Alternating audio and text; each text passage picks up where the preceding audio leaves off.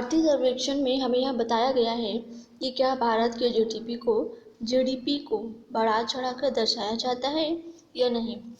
तो हाल ही के दिनों में भारत के जीडीपी सकल घरेलू उत्पाद कहते हैं, जिसे आकलनों के प्रकलन विधि में वर्ष 2015 के पश्चात परिवर्तन की अशुद्धि के संबंध में विद्वानों और नागरिकों के मध्य वाद विवाद एवं चर्चाएं हुई हैं। इस अध्याय का उद्देश्य गलत आकलन के तर्कों की जांच करना और यदि कोई अशुद्धि हो तो उसका अनुमान लगाना। जीडीपी के गलत आकलन की जांच करने की आवश्यकता है।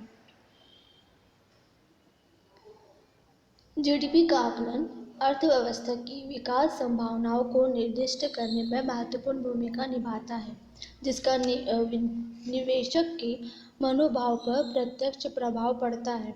यदि दोषपूर्ण आकलन के प्रमाण विश्वसनीय और सुदृढ़ है तो एक क्रांतिकारी आकलन विधि का अनुसरण किया जाना चाहिए।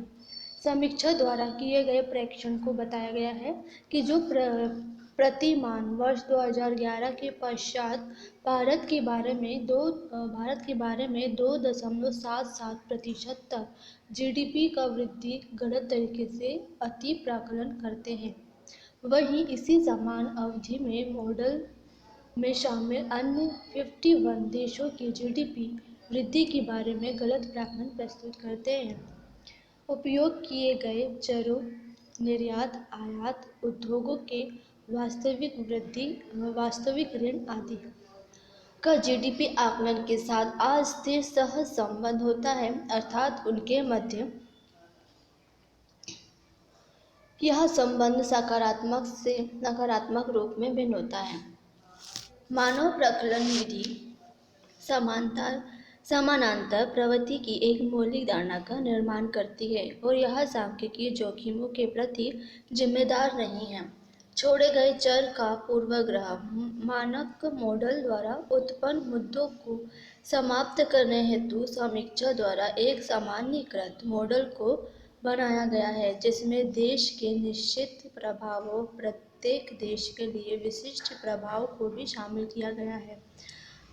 सामान्यीकृत मॉडल जीडीपी के संबंधित गलत आकलन को लगभग पूर्ण रूप से समाप्त करता है और यह भी रेखांकित करता है कि सृजित मूल्य अधिक विश्वसनीय नहीं है। निष्कर्ष: समीक्षा में यह उल्लेख किया गया है कि भारत की जीडीपी का सटीक पैटर्न क्या है और समय के साथ विकसित होने से यह स्पष्ट रूप से आगे क्यों है। हालांकि इस संबंध में और अधिक अध्ययन किए जाने की आवश्यकता है।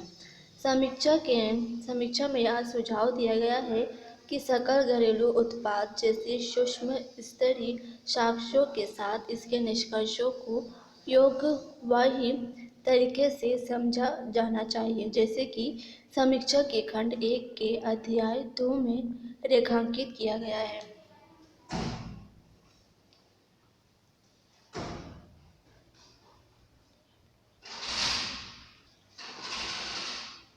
उदाहरण के लिए सूक्ष्म साक्ष्य दर्शाते हैं कि नवीन फार्मों का सृजन करने में 10% की वृद्धि के कारण जिला स्तर में जीडीपी वृद्धि में 1.8% की वृद्धि होती है।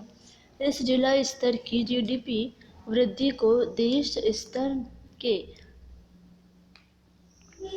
जीडीपी वृद्धि के अनुरूप होना चाहिए। सेवा क्षेत्र के नवीन फार्मों का सृजन, विनिर्माण, अवसंरचना या कृषि क्षेत्र के सापेक्ष अत्यधिक है। यह भारतीय अर्थव्यवस्था में सेवा क्षेत्र के सापेक्षिक महत्व के संबंध में वृद्धि तथ्यों के साथ सुसंगत है। भारत के सांख्यिकीय अवसंरचना के महत्व पर बल देते हुए समीक्षा के 28 सदस्यीय आर्थिक सांख्यिकी संबंधित स्थायी समिति के गठन की सराहना की है।